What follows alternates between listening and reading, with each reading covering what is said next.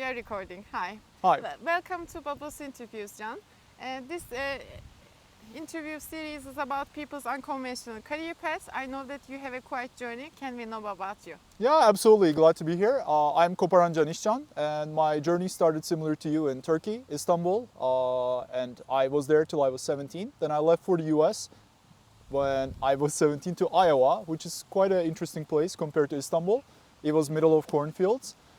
Then after the high school exchange, I decided to go to university in Alabama, which is another country part of the US. What did you study in Alabama? I studied finance, so my bachelor's degree is in finance, and I went to pursue a master's in finance, and I did an MBA on top as well. So you can say my background is like very much so in business, but I always enjoyed taking classes, for example, in agriculture, in data sciences, and art history, religious studies. So that's one thing I really liked.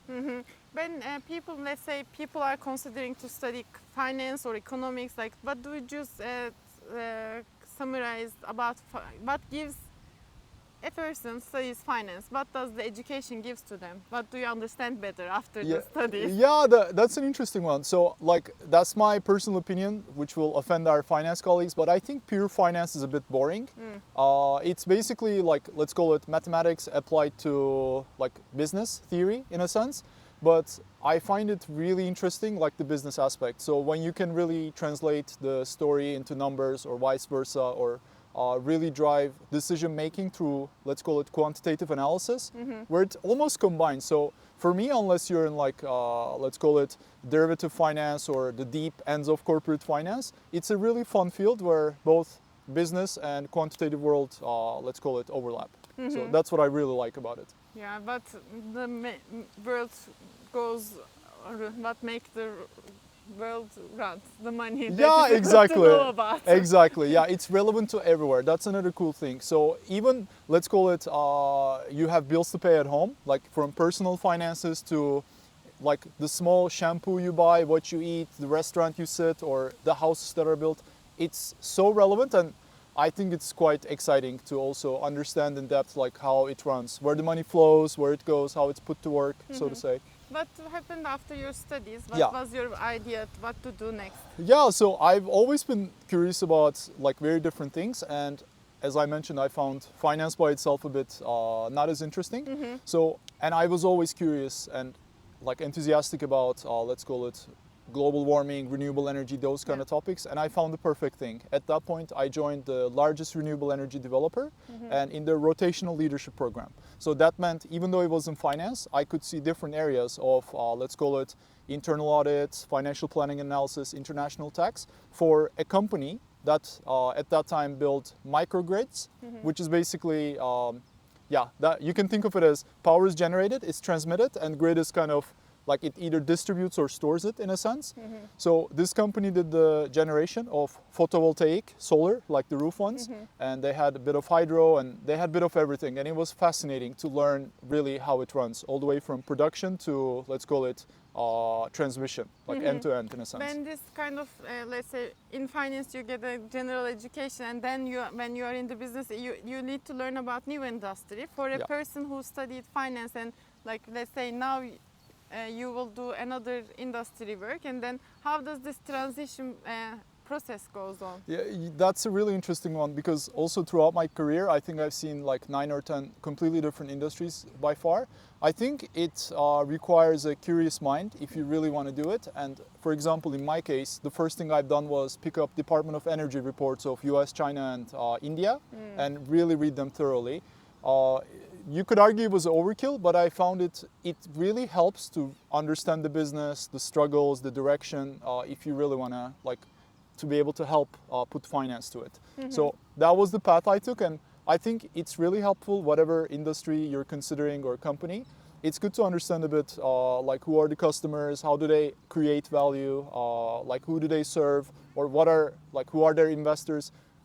for me, that kind of comprehensive look really helps.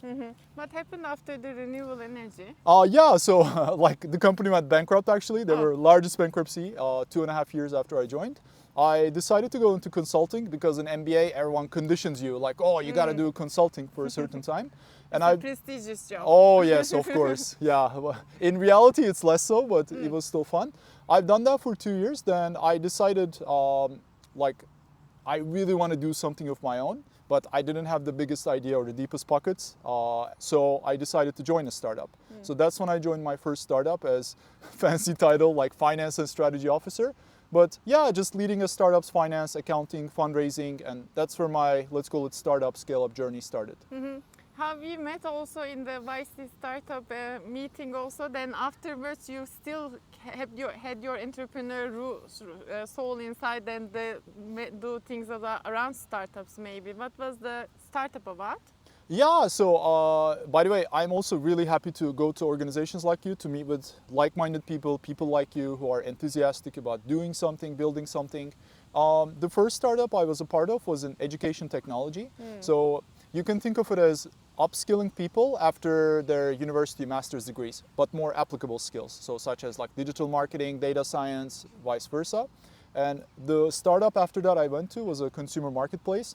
The one after that was another consumer marketplace. Then I went to like a fashion, like apparel, let's call it, company. And the current one I'm at, it's actually, it's not a startup, but it's in education again. So I did a little bit of a circle. Yeah, great.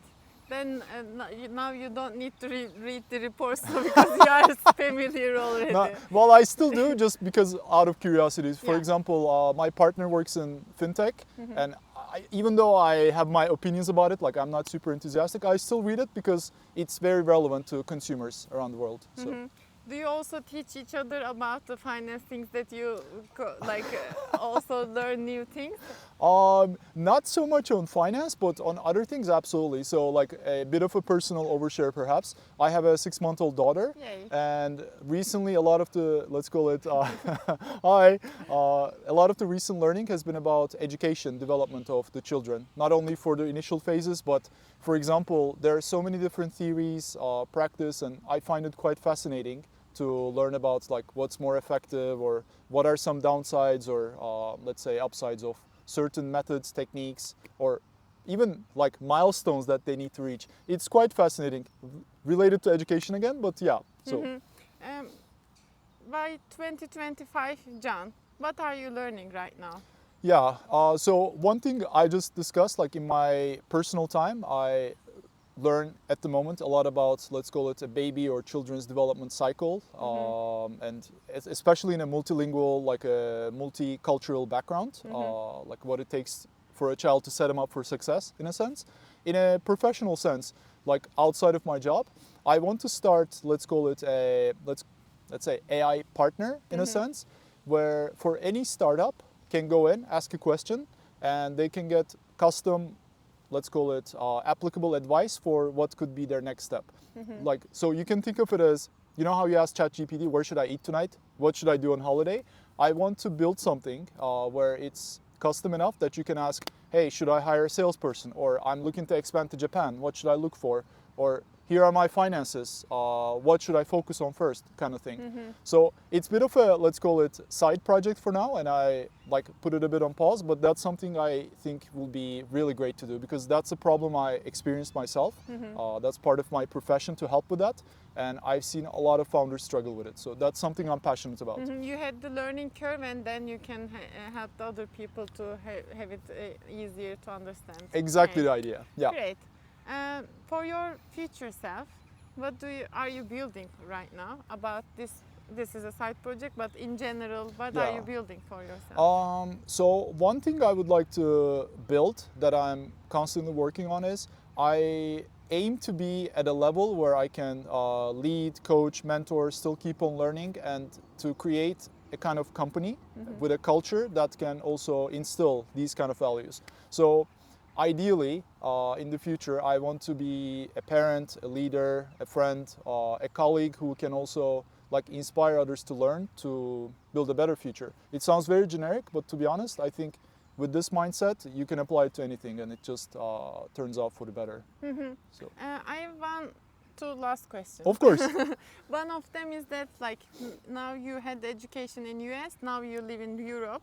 What is the difference about these things? Like I bet there is lots of difference, quite a list. But for example, for work culture, Yeah. or that like some people are having more safetyness compared in Yeah. Europe compared to US. How do you observe these things? Yeah, it's. I've never been to US. Okay. Okay. Yeah, well, to be honest, we probably need 3 hour full interview for that. But just to give the Spark Notes version, for me the biggest, like, let's call it perspective gain of coming to Europe, Netherlands in this case, is in US people live to work. It's everything, like work and a bit of sports. But in here people work to live. And I think that really puts things into perspective, especially in terms of like what do you want for yourself, like for your family, what kind of life do you want to create, rather than just creating value for shareholders, so to say. So that was really nice to see. But another thing I really miss from US is if you really want to excel, if you really want to work hard, and if you are given the opportunity, you can really climb all the way up in a sense. So as you know, all the big tech is there, a lot of research, funding, innovation is coming out of it. So, and of course it's a bit, let's call it quite a contrast from a place like here where it's a bit more focused on living or leisure, so to say. So yeah, I would say those two are the biggest differences. In the networking cases, let's say in US, is it so different in the Netherlands networking style?